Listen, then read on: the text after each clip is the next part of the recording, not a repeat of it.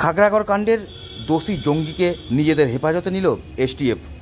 Murshidabad chief judicial magistrate কোর্টের নির্দেশে সোমবার বিকেল 5টা নাগাদ খাগড়াগড় বিস্ফোরণ কাণ্ডের অন্যতম মাস্টারমাইন্ড তারিকুল ইসলাম ওরফে সুমনকে নিজেদের হেফাজতে পেল রাজ্য পুলিশের এসটিএফ। শনিবার এসটিএফের তরফ থেকে তারিকুলকে নিজেদের হেফাজতে নেওয়ার জন্য বহরমপুর আদালতে আবেদন করা হয়েছিল। সিজেএম আদালতে সেই আবেদনের ভিত্তিতে শুনানির পর বিচারক তারিকুলকে 7 দিনের এসটিএফ হেফাজতের নির্দেশ দেন। আগামী 13ই জানুয়ারি ফের তারিকুলকে আদালতে পেশ করা হবে।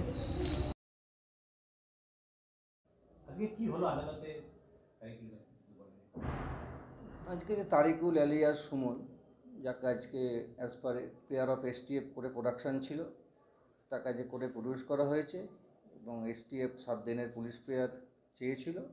লার্নেড কোর্ট সমস্ত কিছু বিবেচনা করে 7 দিনের পিসি অ্যালাউ করেছেন এবং 13 তারিখে তাকে আবার কোর্টে প্রোডাকশান করার জন্য দিন ধার্য করেছেন।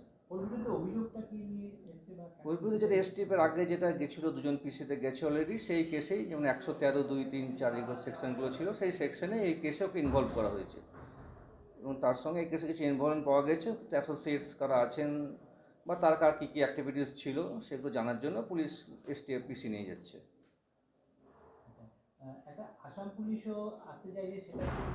সেটা কোর্টের কাছে কোনো প্রেয়ার আসাম পুলিশ থেকে এখনও আসেনি।